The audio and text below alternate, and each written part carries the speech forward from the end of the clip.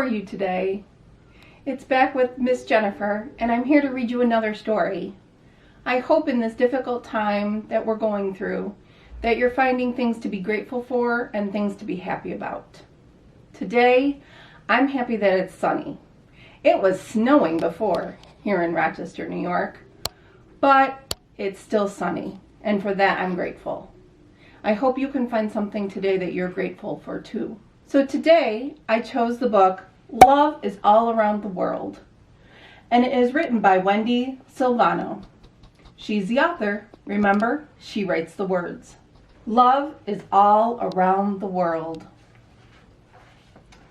Love is a feeling that comes from inside. Everyone feels it. It can't be denied. But how do we know that it's there? What's the clue? How can we see it? Just what can we do? Love's all around if you just pay attention. In people and places, too many to mention. Go look at the park, on the street, at the mall. You'll see love all over. It's big and it's small. Around the whole world, in cars and on trains, in taxis and buses, on boats and on planes, in New York and Paris and Tokyo too, you'll find there is love that will come into view. That says Mississippi River. Right there on the lawn in Golden Gate Park is a mother and child hearing songs of a lark. She swaddles him, cuddles him, kisses his ear. That surely is love. It's perfectly clear. At a store in Toronto, a girl gets a bear. She squeezes him, squishes him, ruffles his hair. It's clear that she loves him. She's smiling and bright. She tucks him in softly and gently at night. That same little girl, the very next day, sees a friend at her school who is too sad to play. So she sits down beside him and listens and shares, making sure that he knows there's someone who cares. Now the boy who was sad feels much better, you see. So he runs home all happy to play with Maggie. They romp and they frolic, they fetch and they run. It's certain he loves him. They're having such fun. You can see how love travels when shared with a friend. If everyone shares love, it never will end. From one to another, it spreads and it grows. You can't have too much, as everyone knows. An officer in Melbourne who helps change a flat. A fireman in London who rescues a cat. The home team that makes the crowd cheer and clap. Each moment has love, like a gift you unwrap.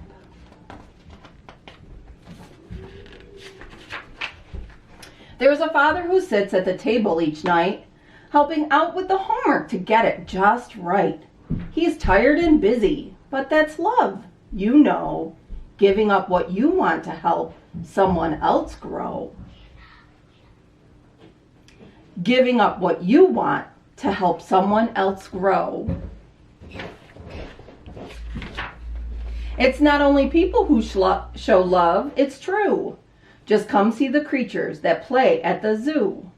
The polar bear tumbles and rolls with her cub, and when they are finished, she gives him a rub. Where else is there love? Have we looked all around? I think we've forgotten. Love grows from the ground. In the meadows and gardens and parks you will find that the earth shows us love of all shapes and all kinds. Wherever you look, love comes into sight.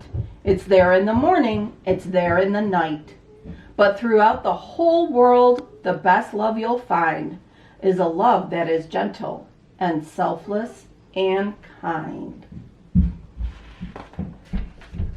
It's the love found at home. It shows up each day in things people do, and in things people say. There's no greater love, I can tell you, it's true, that the love of your family,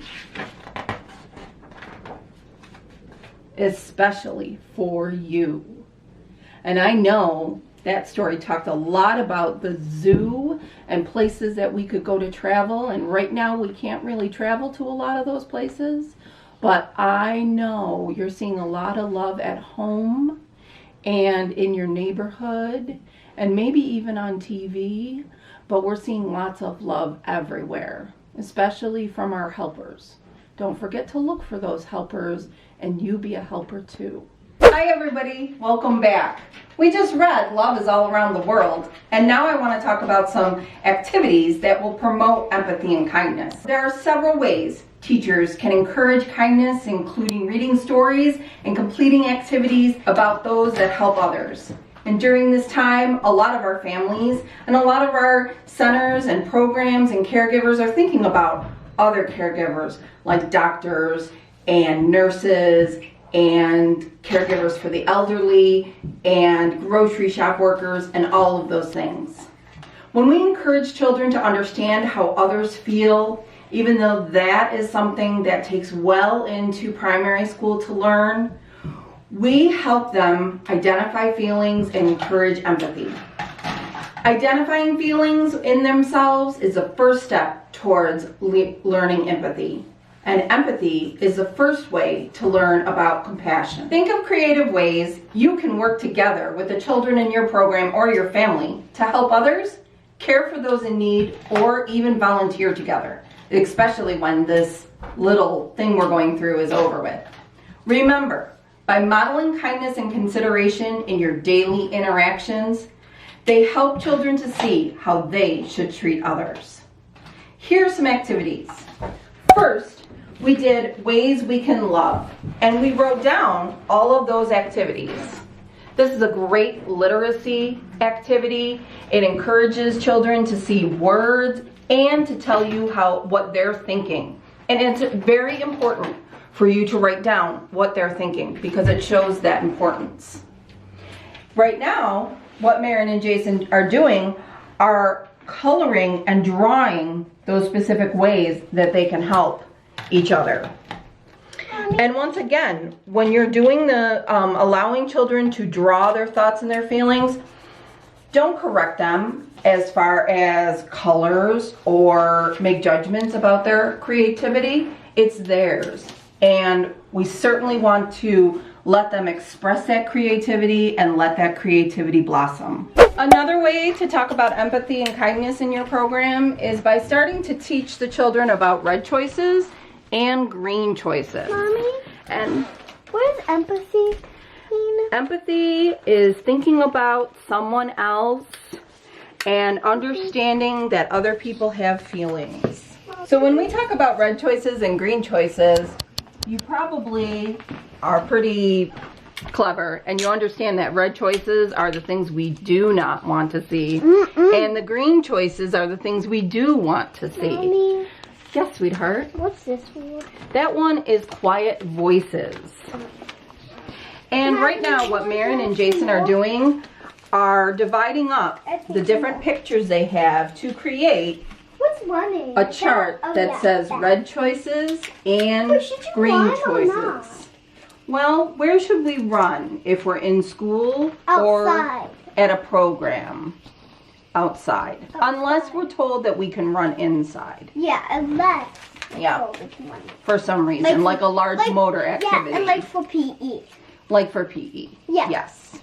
All right. So someone asks you. we have divided these up into red choices and green choices, and certainly you as a program can talk to your little ones and introduce the different choices, and then you certainly could hang this chart up in your program as well or in your classroom and refer back to that. If you see someone doing one of these behaviors, like maybe not listening, you can say, is that a red choice or a green choice? And actually have the children come over and point to where it is on the choices.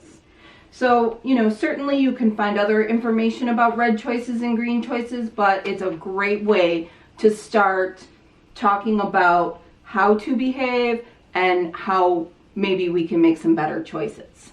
Another activity that we can do to teach empathy and kindness is playing with stuffed animals. And here I picked out a whole bunch of little cats and dogs, and we also have our doctor cat, and so I thought the little ones could be veterinarians for a little while. You could also do this with baby dolls. You could try some baby doll circle time by our friend Dr. Becky Bailey, and you could also, you know, work on Barbies, LOL dolls, superheroes, anything that you want to take care of. Mommy, his heart's perfect. Oh, it's perfect. He's very, very in good shape. He's in good shape. That's good. I'm His heart is glad. not pounding that fast, but that's okay. And you certainly can ask the children if they'd like to add blankets, beds, Band-Aids, other things, maybe dog food bowls. The list is endless, and really you can allow the children to come up with and use their imagination for how they're going to play with this activity. Now in this activity, we're working together to paint a heart. And we'll talk about cooperative activities in another video, so look for that. But in this activity, we are painting a heart together. And I think maybe what we'll do is we'll cut it out and then we'll put it in our window when we're done. Does that sound like a good idea? Okay. Thanks for joining us, and we'll see you next time.